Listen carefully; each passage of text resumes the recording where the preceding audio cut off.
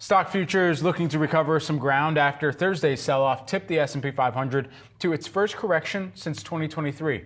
President Trump's escalating tariff policy has fanned fears of a broader economic slowdown. Our next guest says that while there's no doubt the economy has slowed from breakneck spending last year, a recession just isn't in the cards. Steve Risciuto, Mizuho America's chief economist, joins us now here.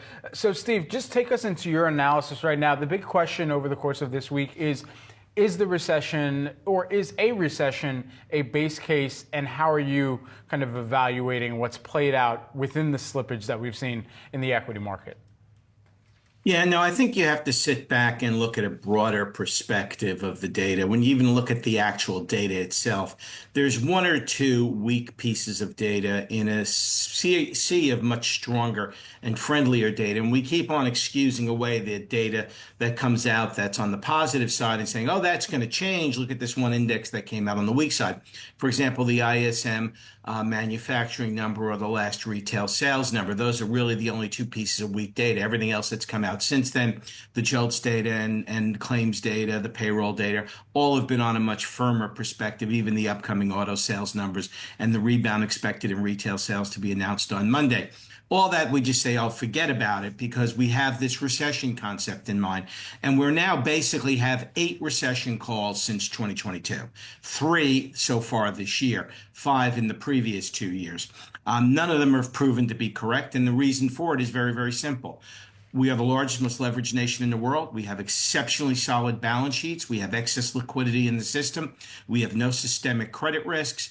We have an economy that can get buffeted around by shocks, and shocks will temporarily pull economic activity down. But in an environment where people have to produce double-digit returns, whether it's corporations or investment managers, you've got to find the next best alternative to go to grow your earnings and to grow the valuations for your investor clients.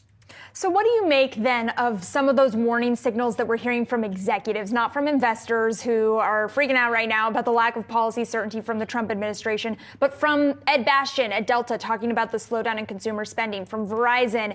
Is that potentially a signal that we need to be concerned about? No, I mean, when you think about it, the consumer is dealing with a 4.1% jobless rate. That's well below the natural rate of unemployment or the frictional level of unemployment.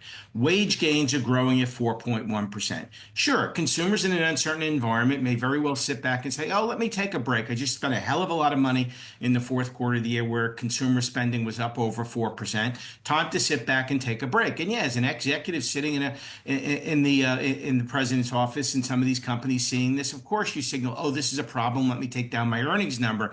But all you do is set yourself up to exceed your earnings numbers going forward because it's early in the year. And in fact, we see a lot of this happen repeatedly in the beginning stages of each year. And CEOs aren't really necessarily the best indicators of actually where the economy is going to go. They're looking at what's happening in particular in terms of their particular sector. But again, when you look at the airline industry, they've raised prices a heck of a lot. And, maybe people are balking a little bit at their prices. Maybe it's more a margin story than it is for these companies than it is a real demand story. And that's where we get confused signals sometimes. And that's where people misread recession forecasts that they shouldn't read in. What about what CEOs are saying about the tariff story, Steve?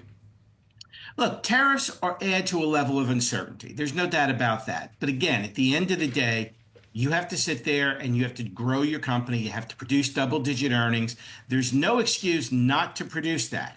You can sit here in the month of March and say, well, I can be uncertain about it. But by the time you get further and further into the year, you better have that performance, because you don't hit your shareholder value. Guess what?